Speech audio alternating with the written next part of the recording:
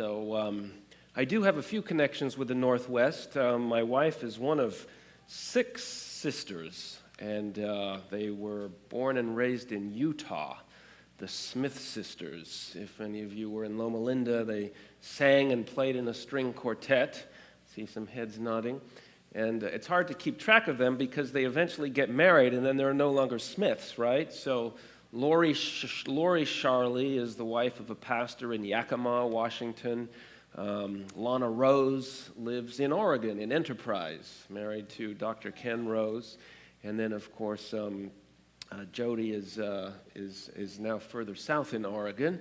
And Jolene is up in Northern California, just recently moved there. So I sort of feel, and actually I started my law practice here in the Northwest. I spent the first year or two of my practice just up the road in Seattle, Washington, where I worked for a law firm there for a couple of years.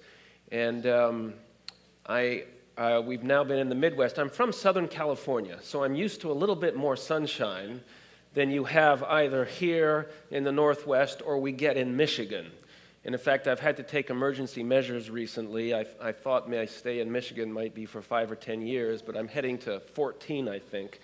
And I still haven't adjusted to the Michigan winters, so I've developed a relationship with Antillean College in Puerto Rico that doesn't have a church history teacher. And in January, February, and March, that's where I go for my research semester. But I have to say, being married to the wife of a wife with 5 sisters, 4 of whom are now in the Pacific Northwest, I sort of feel that my fate may eventually lead me back this direction, as my wife may want to rejoin her family. But there are certainly much more unpleasant fates. We think it's a beautiful area here, and especially when it's sunny, like it was yesterday and hopefully will be again today. So, let me give you greetings from the seminary, from Andrews University. We are pleased to have such a international campus there. You know, we are part of Midwest Adventism, which is a good thing in certain ways, but in other ways it can be a little bit confined and parochial, but it's not that way at Berrien Springs because the world comes there and we have to understand the world. And so it's been a particularly interesting place to live in light of recent political developments and controversies because we have a mixture of what you might call the more conservative Midwest side of the church, but along very much with a more international element of the church. And perhaps never has been more relevant this question of how we as a church and church members relate to what sociologists and historians and others call the presence of the other. What does the presence of the other mean? And I want to perhaps, I have in my title politics, which may cause some people concern. You know, Jesus and politics are supposed to be separate, right? We're good Adventists, we know that. And yet, when we say politics in the 21st century, it's often shorthand for partisan politics, right? Electioneering and campaigning and partisanship. And Ellen White does speak very strongly about not to be involved, especially as church leaders and workers, in partisan political vote-getting kinds of politics. But the ancient Greek word that politics is based on, the polis, is actually broader than that, right? It has to do with the polis, the city, the community that you live in. And anything that relates to issues of public importance would actually be part of politics. And it's in this sense that I ask this question or that I talk about this topic. And to give a brief example from the Bible, John the Baptist, why did he go to jail? Was it for preaching repentance or the gospel in some abstract kind of way, proclaiming the Messiah? Or was he sent to jail for making a particular observation about one person who he believed needed to repent, right? He didn't just preach a vague message of, here's the standard of righteousness, now I'll let you apply it. He felt convicted that, in fact, he needed to apply it to the circumstances of his day, didn't he? And he was sent to jail because he criticized the public marriage of a king, right? King Herod. married to Herodias. And for this, he was sent to jail and ultimately paid the ultimate price. Now, a question you might ask is the marriage of the king a political question? Well, I'm from England. It was where I was born before I came to America at the age of 3. And I can tell you that under monarchies, the question of the legitimacy of the marriage of a monarch is one of the most highly sensitive political questions you can have, because it calls into question the legitimacy of the dynasty, right? And so here you had Herod being willing to step into something that was deeply political, but did he do it because it was political?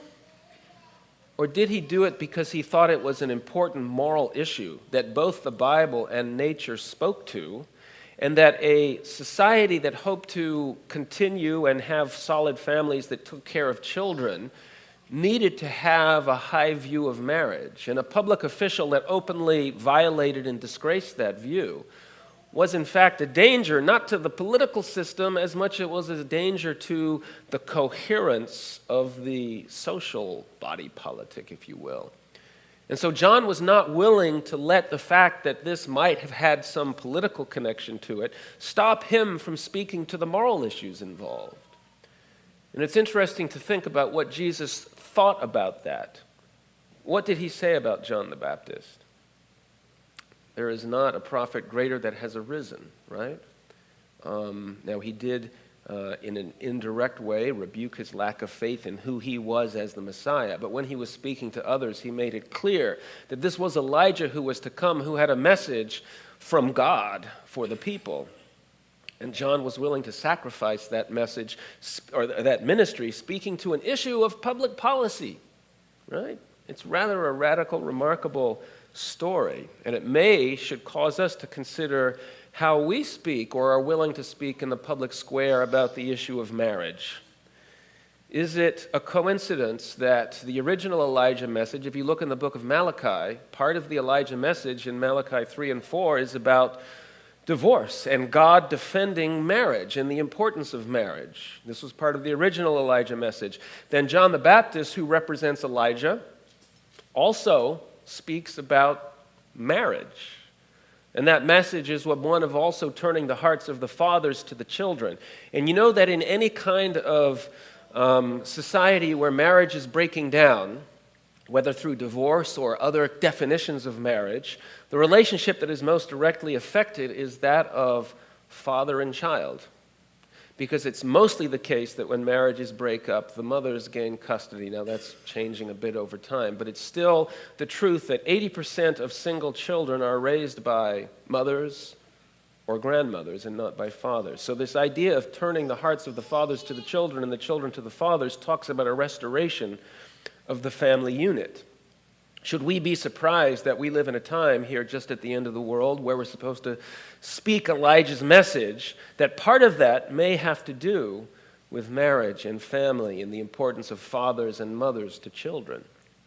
Now, that's not my burden today. I want to move on and look at what Jesus had to say about relating to the other, to the outsider. And it's funny to talk about the outsider. Who is, unless you've experienced it, who is the outsider? For me, that has been very much a growing sense of identity. In fact, in preparing for this sermon, I tried to think back to my earliest experiences with race and identity and being part of a community or not being part of a community. And from the start, I mentioned my birth in England. I was an immigrant to America. In fact, I literally came over on a boat. It happened to be the Queen Elizabeth II, so not an ordinary boat, I suppose, but it was a boat. And I'm very grateful that America accepted me as an immigrant, and our family has certainly been blessed by it. But I grew up with English parents and an English accent in American schools. And so I was immediately an outsider of a kind, right? And in fact, I had this sort of residual loyalty to the Queen. I don't know how this got in my head, but in first grade, when everyone stood up to recite the Pledge of Allegiance to the flag, I felt that I had a duty not to do that out of my loyalty to the Queen.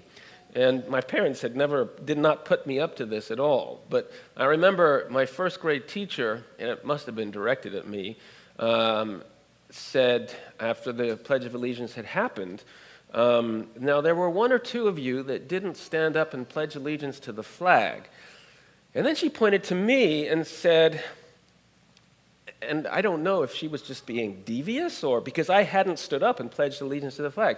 She said, even Nick here, who's from England, he pledged allegiance to the flag, and you others need to do it as well. So let's all do it again together. And so this time I was like petrified, and I dutifully stood up and pledged allegiance to the flag. So the experience of being an outsider was something that I could relate to it, at least a bit. But as I grew older and I lost my English accent and became much more like an American, you became aware that there were other individuals in the community who may be considered outsiders because of their background, because of their color perhaps. But as I look at my childhood, I did not live in a very diverse community initially, I guess. But the school that I was at had a fair number of Asians and Hispanics, very few blacks. And so you did have this sense of the other, but most of the time, and especially with the few blacks that I knew, you weren't encountering a whole culture, you were encountering individuals. And you got to know individuals, and then you didn't view them as any differently from yourself. And so in a sense, I felt that I didn't have a sense of discrimination or racism about me, and that I treated everyone equally and they treated me equally.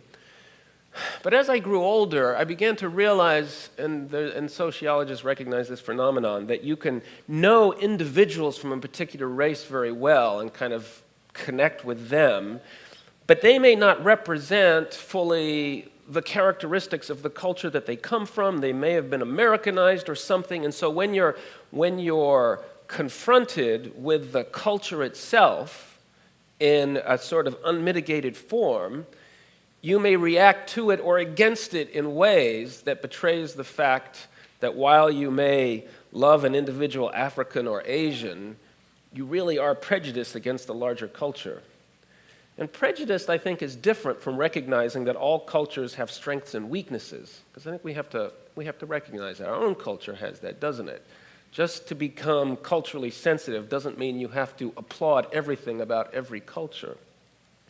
But it took a number of years for me to recognize, perhaps, that my place in the world as a white male was somehow privileged in ways that other either genders or races did not have. And I know that's kind of a controversial idea, white privilege, right? We don't like to talk about it, and particularly in the church. And maybe it's misnamed, because it gives you a sense that you're being treated in an extra special kind of way, when the reality is maybe you're being treated in a way that everyone should be treated, but they're not. And an experience that I had between my mid-30s and mid-40s illustrated this for me very well. So in my mid-30s, I guess I entered this particularly respectable era of my life. You know, you practice as a lawyer, and so you're generally dressed nicely and have a decent haircut. And I lived in some big cities. I lived in Washington, D.C. and Los Angeles, and so did a lot of driving, and occasionally that driving would creep past the speed limit, always within the bounds of safety, of course. But over a 10-year period, I probably averaged being pulled over for a speeding ticket about once a year. And so in 10 years, I was pulled over 10 or 12 times. And in that period, I got off every single time with a warning. Had no tickets at all. Now, the first couple of times this happened, I was just sort of grateful, and, it happens from time to time. But the third or fourth time, I was like, what's going on here, right? Why am I'm getting pulled over, I've broken the law, and they're just giving me these warnings. And by the fifth or sixth time, I was like, wait, I must be part of like some inside club. And it began to dawn on me that the people that were pulling me over were kind of my colleagues and peers in a sense. They were middle-aged, mostly white men like myself, and they kind of looked in and saw me as a pillar of the community, and it was like they didn't quite wink at me, but they let me go. Now, I have to add that I have had a ticket since then, but it's quite a remarkable run, you'd have to agree. That many years and that many tickets with warnings and no tickets. And I spoke to my colleagues at the seminary, and it became clear how unusual that was. And there's a black church history professor that I work with. He's from the islands, and he told me his story. His story is that whenever he drives everywhere, he has to be sure that he keeps the speed limit. And there was a time in New York where he was driving the highway, and there was a policeman behind him, and so he watched his speed limit like a hawk, and he kept his lights on and used his blinkers. But after 10 or 15 minutes, the police officer finally pulled him over, and he said, I'm going to have to give you a ticket because a little ways back there, your tire touched the middle line of the road, and that's not allowed, and you're going to get a ticket. And he told me another time when he was canvassing in Chicago, and the police descended and took him and threw him on the face of the car and had him spread-eagled and patted him down, and there was nothing he was doing. It was just sort of standard operating procedure for a black man in the neighborhood. And then there's the story of Alex Bryant's son. He shared this publicly, and I think I can share it with you. He has a college-age son. Alex Bryant is the division secretary of the NAD, right, the second highest officer. And he left the country for a weekend, left his Mercedes with his son, and his son drove it over the weekend, was stopped by the police, asked for his papers. He explained who he was, showed the registration. I'm the son of, this is my dad's car. And the police discovered in the paperwork in the car that it was out of date for a smog inspection. And on that basis, they confiscated the car and arrested him and put him in jail for the weekend because the father was out of the country and they couldn't get a hold of him on the phone. So my 12 speeding violations where I actually did things wrong and didn't get a ticket, and this young black man has the misfortune of driving his father's Mercedes and spends the weekend in jail, right? What else do I have to tell you? That there still is a difference in the way that we treat the other in this country. Now, the question of Jesus and the other is very interesting, and I want to share a series of stories, and I'm going to have to do it very quickly. We're not going to read the whole stories. You're very familiar with all of the stories, but I want you to think about these stories in a bit of a different way. We often lose the power and the impact of the stories because we're so far removed from the social political situation of Christ's day. And we might think that Christ steered clear of things like racial politics, right? Christ is about the gospel, calling people unto me, and it's about cleaning our characters and prayer and inner piety, and let's just stay away from stirring up difficult racial questions. That would have been Christ's approach. At least that's the way I believed. And then I took a closer look at some of the stories of Christ's interactions with outsiders in his day, and my view began to change. And the first story we're going to talk about, and you may turn in your Bibles if you have it, to Matthew 15:21. Matthew 15:21. And this is his encounter with the Canaanite woman, the Syrophoenician woman, right, whose daughter is severely oppressed by a demon. So Jesus is outside the territory of Israel. He's in Tyre and Sidon. And this Canaanite woman comes crying up to him, "Have mercy on me, O Lord. My daughter is severely oppressed by a demon." But he didn't answer her a word. And the disciples tried to send her away. And their thought was, well, of course your daughter's oppressed by a demon because you're an outsider Canaanite. Remember, Tyre and Sidon is where the Canaanites used to be, outside of Israel. These were rank outsiders. And this woman was trying to seek something that wasn't hers by right. And in fact, Christ plays along with the prejudices of the disciples for a short while, doesn't he? He's trying to make a point here by seeming to buy into their view of it. And they come out specifically and say, "Send her away, for she is crying out after us."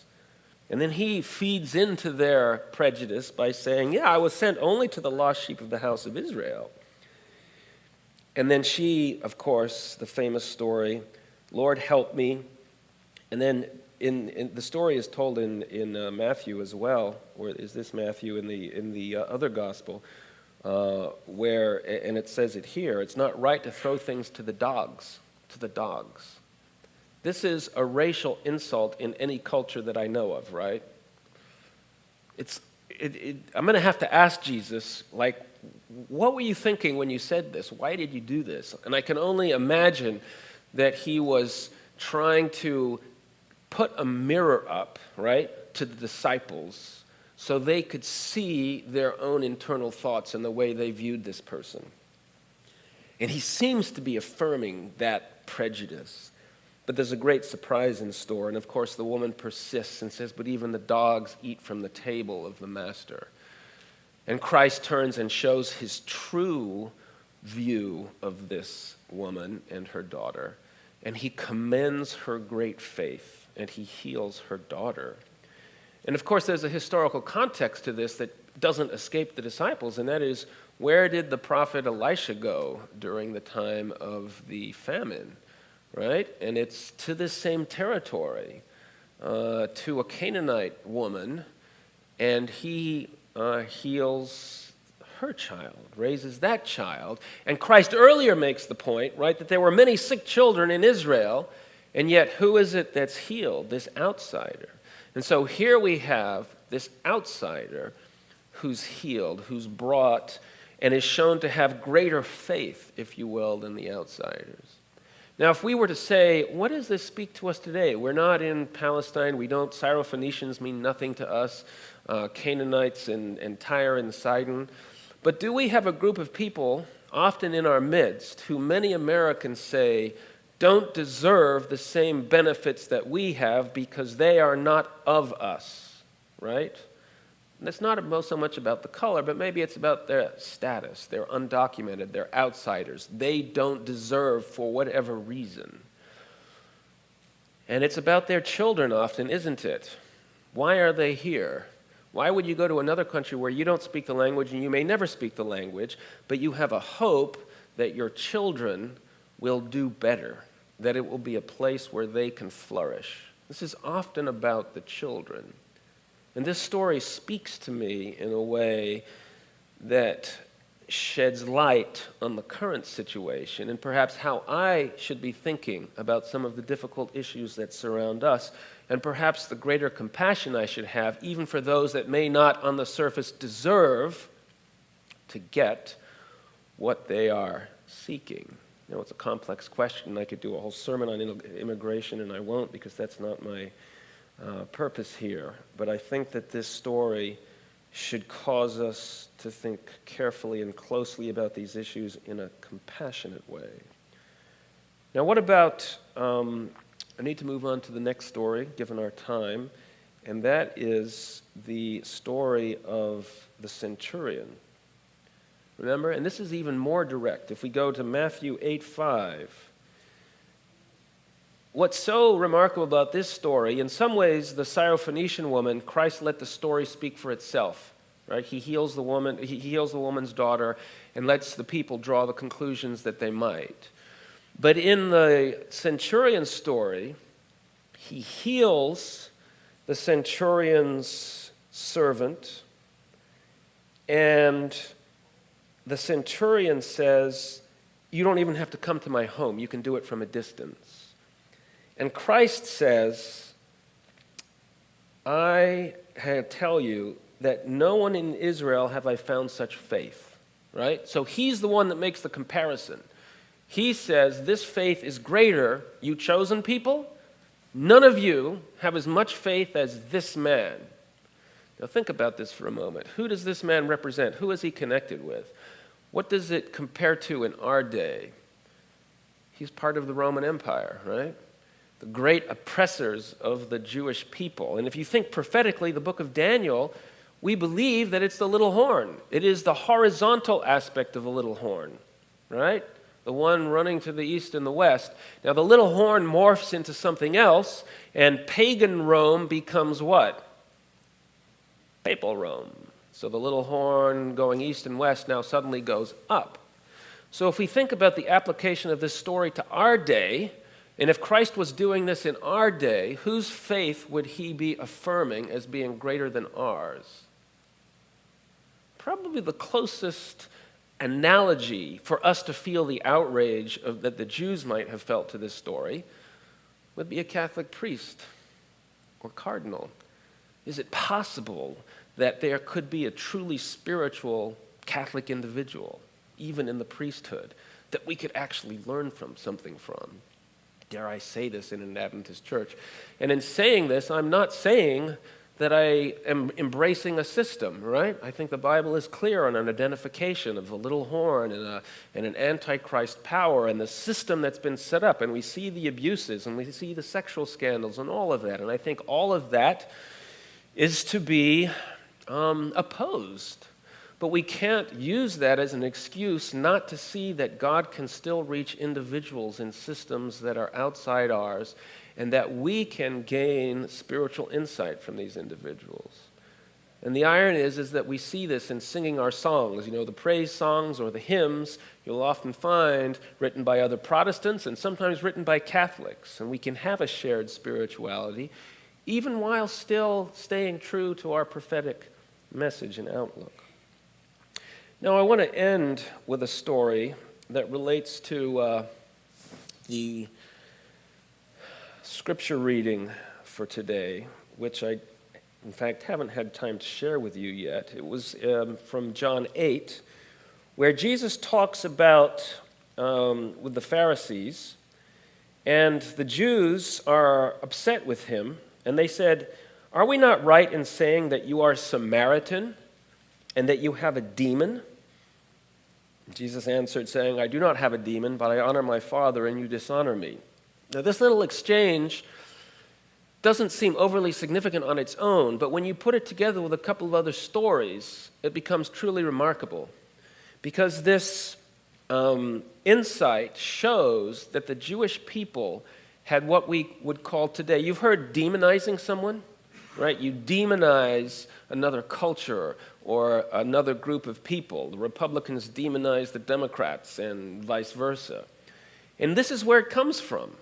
The Jews, sometimes you demonize those closest to us, right? The Samaritans were nearby Jerusalem, had a separate place to worship. They were cousins of the Jews. But because of that, the Jews despised them all the more because they were close enough to the real thing to be a great deception. So they were convinced that this was a religion that had been created by Satan. So with that in mind, you can now see the power of the story of the Good Samaritan. Here you have a priest and a Levite who walk down the road past the injured person. And Christ, if he had been telling the story conventionally like we might, would have made the injured person the Samaritan and saying, "Look, here's this outsider in need. You need to help him." That would have been revolutionary enough. But he didn't. He went further than that. He made the Good Samaritan the good doer, the good person in the story who helps the wounded man, who helps the Israelite. And you can see the revolutionary power of that message is not just that your outsider neighbor needs your help and your goodness, but that your outside neighbor, who you think is from a demon-inspired religion, is actually somebody who can teach you something about how to act and how to be righteous.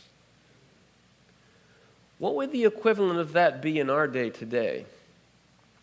I gave some thought to that, and it caused me to write this little parable that I would like to conclude with. There was once a man traveling through New York City, and he got lost and was waylaid in Central Park and beaten and robbed and left bleeding on the grass. A short while later, a Republican Christian activist walked by, saw the man, and said, "This is the work of terrorists. We need to seal the borders, monitor all Muslims, and expel those who display dangerous tendencies, and arm everyone with a gun so they can fight back." But he hurried on his way, afraid that he too would become a victim of the terrorists. A short time later, a democratic social justice activist came by, saw the men, and said, "This is the result of an oppressive establishment that fosters conditions of inequality and poverty that leads to acts of desperation and violence. We must raise the minimum wage, require schools to teach children to accept all peoples, genders, and lifestyles, and to follow only the teachings of science." But she, too, hurried on her way, fearful that the gang would hurt her. Finally, a Muslim imam walked by, saw the man, carried him to his apartment, and tended him for 3 days, until he was sufficiently recovered to go on his way. The imam sent the recovered man with enough money and food and provisions for his trip. So my question is, which of these is the real American, and which of these was the real God follower? And as a postscript to the parable, not all of this is merely parable. The part about the Muslim helping the lost traveler in a strange city actually happened to an acquaintance of mine. And maybe the rest has happened as well. Muslims are tending to be the religious group in our society that are becoming demonized, especially among the religious right. And I think if Christ was telling the Good Samaritan parable today, he may say something along the lines that I've shared with us. Ellen White says that the standard of the Golden Rule is the true standard of Christianity. Anything short of it is a deception. A religion that leads men to place a low estimate upon human beings, whom Christ has esteemed of such value as to give himself for them. A religion that would lead us to be careless of human needs, sufferings, or rights is a spurious religion.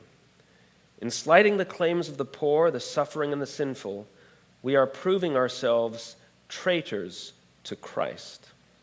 It is because men take upon themselves the name of Christ, while in life they deny his character, that Christianity has so little power in the world. Our music team is going to lead us in singing the closing hymn, "In Christ There Is No East or West."